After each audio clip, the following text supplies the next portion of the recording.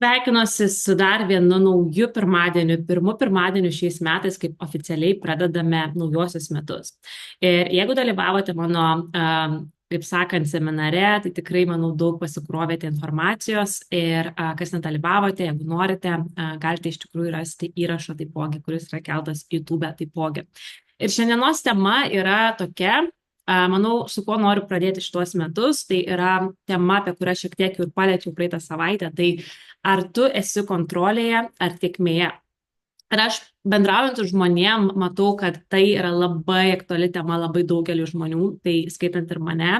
Ir jau klausant mano epizodų, praeitais metais dalinausi, kad tai yra labai stipri tema, su kuria aš dirbau asmeniškai, nes supratau, kad tai yra mano, kaip sakant, blokas dėl tam tikrų dalykų, ar ne, kuriuos aš noriu gyvenimą pritraukti. Ir iš tikrųjų labai daug per tuos metus išmokau ir kaip ir numerologijos reporte mano rašė, kad praeiti metai man bus grinai darbas su savim, savirealizacijos, išmoktos pamokos tam, kad pasiruoščiau tiem didiems metams, kurie laukia šiais metais. Tai bus labai įdomu pažiūrėti, kas iš tikrųjų laukia šiais metais. Nežinau, kiek kas domitės tokiais dalykais, galbūt kas turi savo tam tikras analizės taipogi, bet aš asmeniškai tikiu tais dalykais ir galiu pasakyti tuo reportu, aš kaip ir domėjausi, stebėjau kiekvieną mėnesį ir galiu pasakyti, kad beveik kiekvieną mėnesį daugelis dalykų atitiko. Ir kai tu pažiūri tą visą analizę 2024 metų, ką tau buvo parašę metų pradžioje, tu supranti, kad labai atitiko. Tai pagal viską šitie metai man bus labai stiprus finansiškai, labai daug įvyks pokyčių gyvenime ir iš tikrųjų po truputėlį einame link to. Tikrai jaučiu, kad bus daug permainų, teigiamų permainų ir tokių dalykų, kurių seniai norėjau daryti. Ir iš tikrųjų šiais metais aš kitaip negu praeitais metais, kai įsikėliau savo tikslus, seniau pas mane būdavo įsitraukdavau užrašų knygutę ir užsirašydavau ten tam tikrą datą, aš turiu būti toj pozicijoje, aš turiu turėti tokią apyvartą, aš turiu turėti tokias pajamas. Ir iš tikrųjų šiais metais aš neturiu iš vis tokių, kaip sakant, deadline'ų, kad aš ką turiu turėti, aš tiesiog pasileidžiu tokie kaip ir tiekmai. Ir tai yra labai skirtinga nuo to, ką aš darydavau praeitais metais ir panašiai, bet aš supratau, kad tai yra manęs, kas neservina, tai neservina nei manęs, nei kitų žmonių.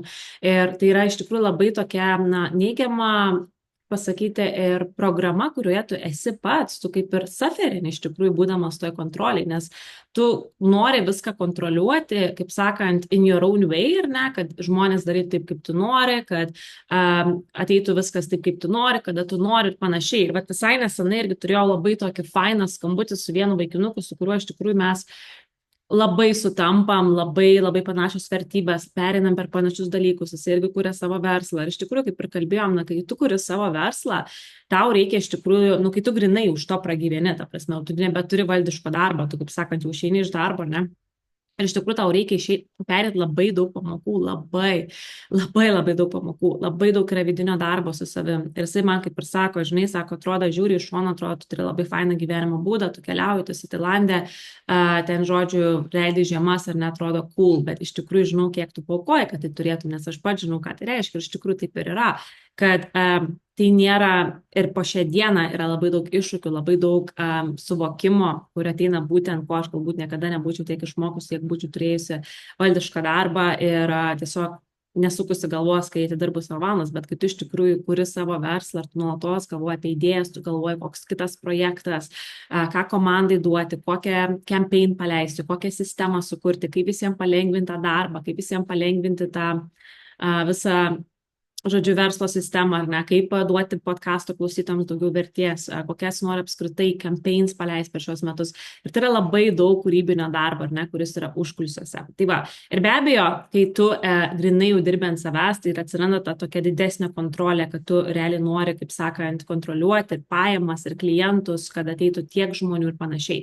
Tai va, šiais metais galbūt kažkas sureleitinsi su tuo, kad aš labai paleidžiu kontrolę, tai taip, aš turiu tikslų, aš turiu, kaip sakant, įsikėlus tikslų ir taip toliau, tai nereiškia, kad manęs ten nebus ar aš nesimsiu veiksmų ir taip toliau, aš toliau darysiu tai, ką aš dariau, bet darysiu su kita energija. Tai aš iš tikrųjų priėmiau tokius sprendimus šiais metais, kad nedirbsiu tada, kai aš jausiuosi, kad nesu tame alignment, tai reiškia, kai nesu tiekmėje.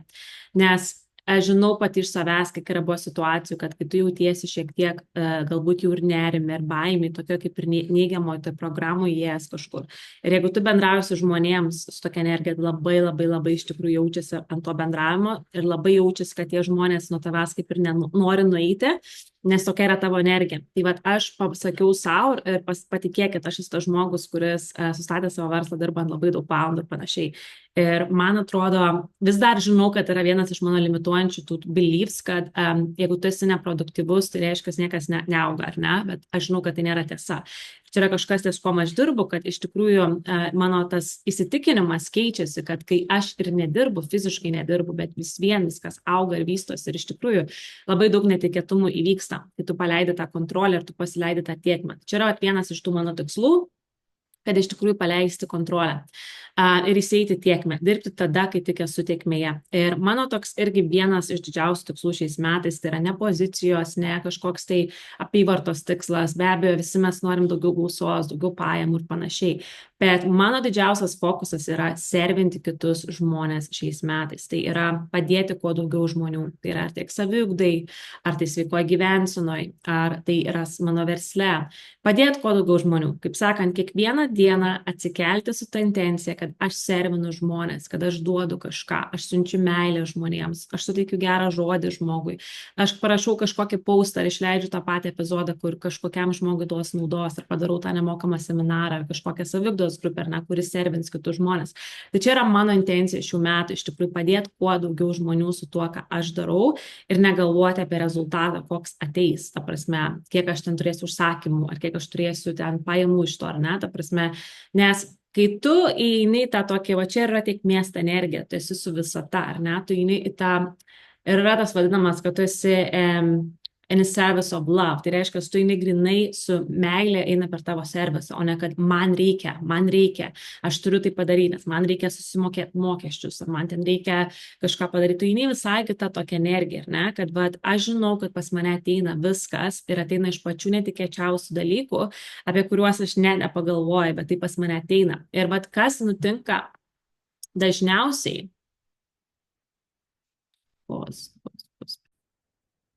tai žodžiu, kai tu natūraliai eini palei tą visą tiekmę, ar ne, tu žinai, kad viskas pas tave ateina ir ateina palengva ir tam nereikia kontroliuoti kažko, tam nereikia kažko stumdyti, ar ne, ar panašiai.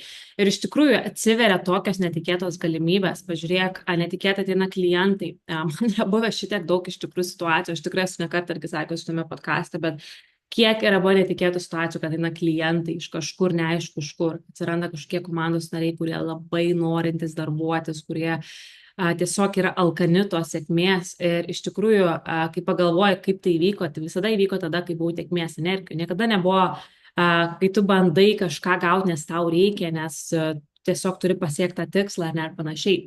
Ir kartais, aišku, yra labai sunku tai daryti, ypatingai jeigu eina kalba apie finansus, va čia yra būtent, ką mes kalbėjom su to vaikinuku, nes, va, pavyzdžiui, kai tu dirbi ant savęs ir net tau reikia susimokėti mokesčius, tai be abejo, tau reikia turėti tam tikrą pinigų sumą, kad tu galėtum susimokėti mokesčius. Ir čia, manau, yra tas sunkiausias galbūt kontrolės paleidimas, nes tu žinai, kad tau reikės susimokėti mokesčius ir jeigu tu negausi pakankamai pinigų, tai tau automatiškai bus sunku tai padaryti.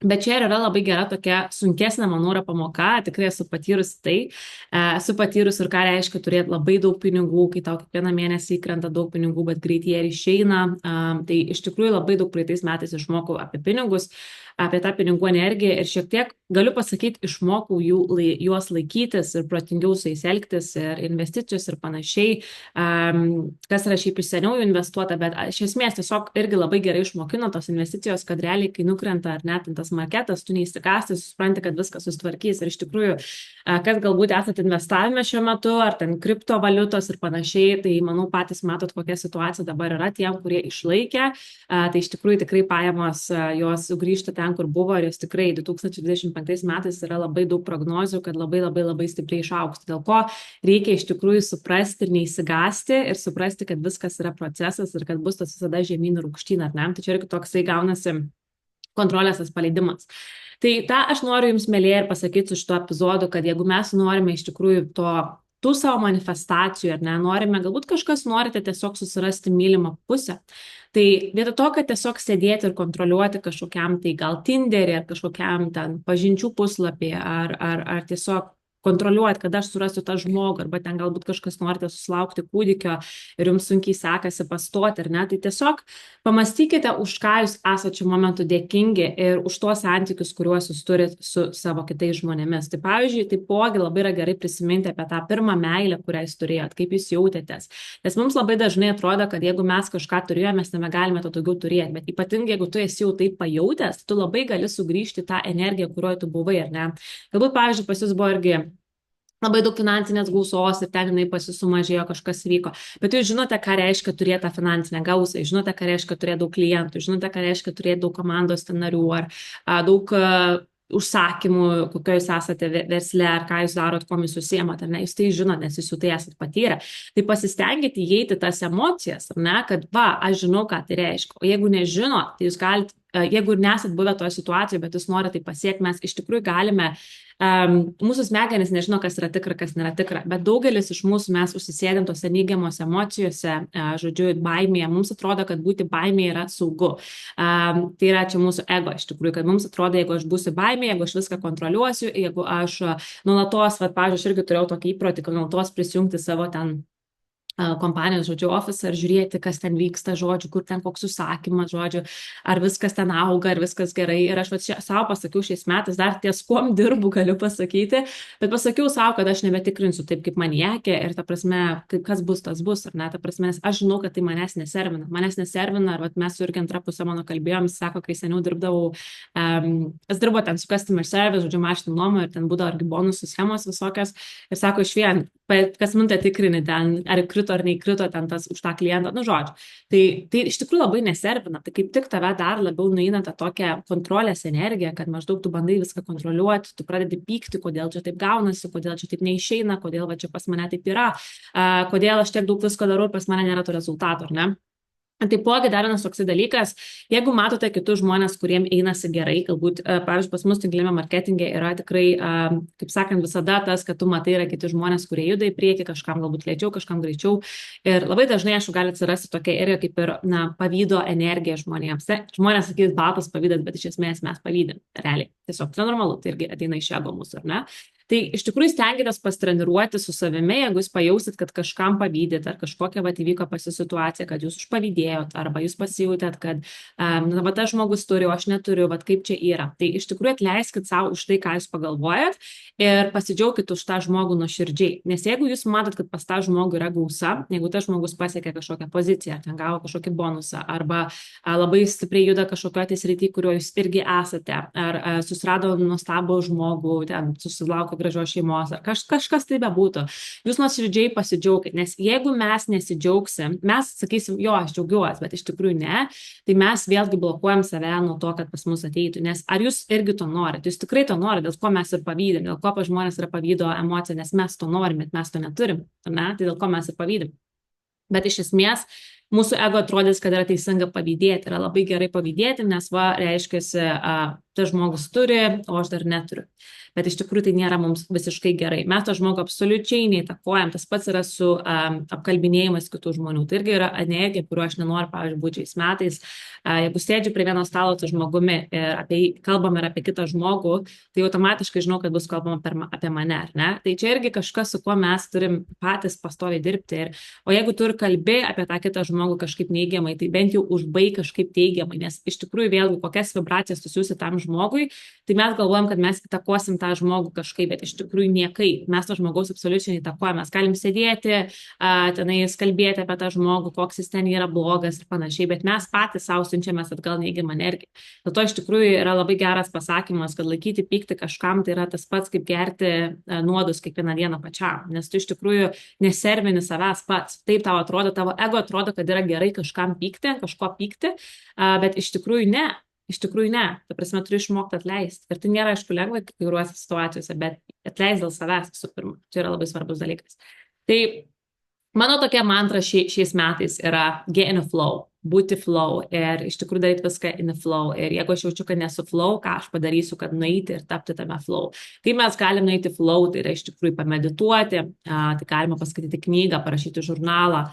Aš galiu pasakyti, ką aš pastebėjau, kas man labai mane įveda į flow, tai kai aš turiu skambučius su žmonėms, kurie yra labai su manimi panašus. Ta prasme, kai mes galim kalbėti apie saviugdą, apie augimą, kai, kaip sakant, tas žmogus yra užsivedęs gyvenimą, mane tai pakrauna tokie skambučiai arba gyvi susitikimai, kad aš visada jaučiuosi tokiam dideliam flow. Tai aš noriu iš tikrųjų šiais metais daugiau daryti skambučių su žmonėms, kurie yra panašus vertybės kaip mano.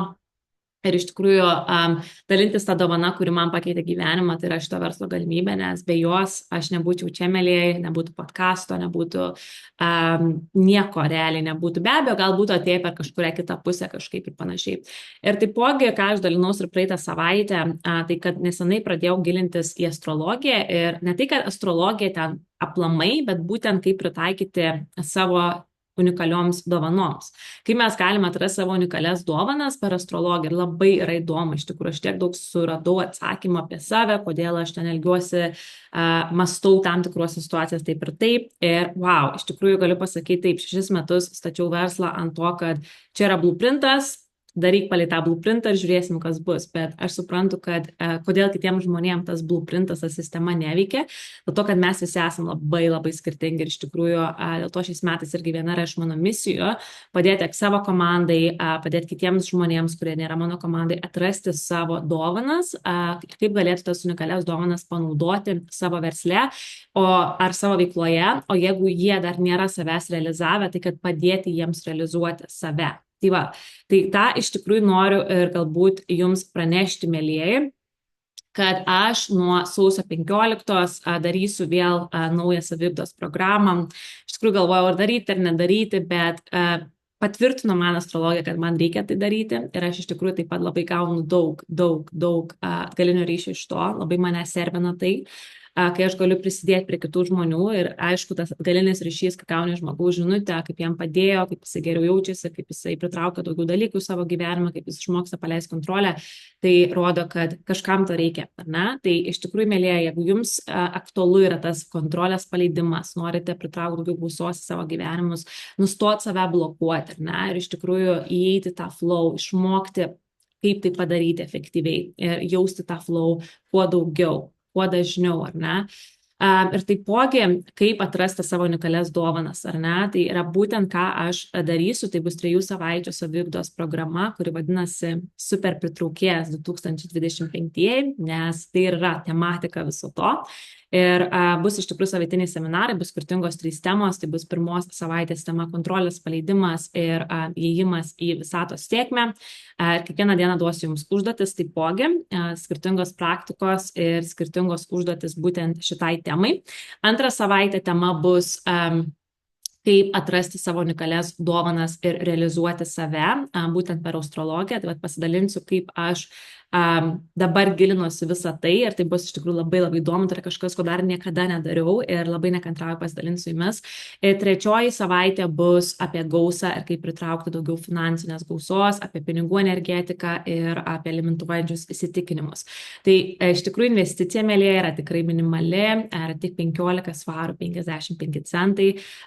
Tikrai vertė yra žymiai didesnė, tai mėlyje tikrai nepagailėkit ir investuokit, nes aš galiu prižadėti jums, kad investicija tikrai sugrįš su kaupu ir aš žinau, kaip kartais yra, atrodo, nežinau, ar čia man reikia ir aš žinau, kiek yra buvę ir man, kad abejoja, ar čia reikia kažkur prisijungti ar neprisijungti, bet visada galiu pasakyti, kur esu prisijungus, tada gavau kažką. Būtent dabar irgi investavus šito astrologijos visus šitos dalykus, aš jau dabar kiek daug gavau ir dar aš tik tai, kaip sakant, esu įsivažiavus, ar ne, tai ant kiekvienas toks kažkoks prisijungimas mus servina ir tai yra iš tikrųjų labai minimalus energetinis mainas ir kaina iš tikrųjų šiek tiek pakils sausio 12 dieną, taip kad, mėlyje, jeigu norite pasinaudoti progą, prisijunkit, galite tai padaryti prisijungę mano puslapį, tai yra www.taškaspakeiksksavogyvenimą.com, yra atskira skiltis saviugdos grupės ir jūs galite tenais prisiregistruoti. Kai prisiregistruosite, gausite e-mailą ir galėsiu jūs pridėti prie grupės ir pradėsime sausio 15. Visi įrašai bus išsaugoti. Taip pat, mėlyje, jeigu jūs šiais metais esate tokioje kaip ir pasimetimo situacijų, ar galbūt ieškote žmogaus, kurį galite atsiremti, ar su juo pakalbėti. Tai taipogi aš teikiu mentorystės paslaugas labai minimaliam kiekiu žmonių kiekvieną mėnesį. Tad jeigu jūs norėtumėt pabendrauti apie tai, galite susiekti su manimi. Esu Facebook'e Agnedar, Instagram'e esu Agnela podcastas, TikTok'e esu Savigdos podcastas taipogi. Tai be abejo nepamirškite manęs pasiekti ir jeigu jums yra aktualu, galim pabendrauti, nes iš tikrųjų taip pat per asmeninės konsultacijas bus daug išsamiau išanalizuosim jūsų unikalias dovanas ir kaip mes galime jas panaudoti ir be abejo palaikyti jūs toje srityje, kur jūs esate ir atsakyti jūsų klausimus, ne? Tai, mėlyjei, mano patarimas ir ką aš tau pasakiau šiais metais, investuoti daugiau save. Tai kas liečia sveika gyvensena, tai kas liečia mąstymas, tai augimas, investuoti žmonės, kurie yra aukščiau negu esu aš, kaip aš galiu išmokti iš jų ir panašiai. Taip mes iš tikrųjų judėsim į priekį. Tai ačiū, kad esat su manim. Susitiksim kitą savaitę. Labai tikiuosi, kad susitiksime su daugeliu iš jūsų ir super pritraukėjo programoje, kuri tikrai bus magiška. Labai laukiam. Ir taipogi primenu, jeigu norite paklausyti nemokamo seminaro, jūs galite rasti YouTube kanale taipogi. Tai ačiū, kas klausėt, mėlyjei, geros jums savaitės ir iki kito karto.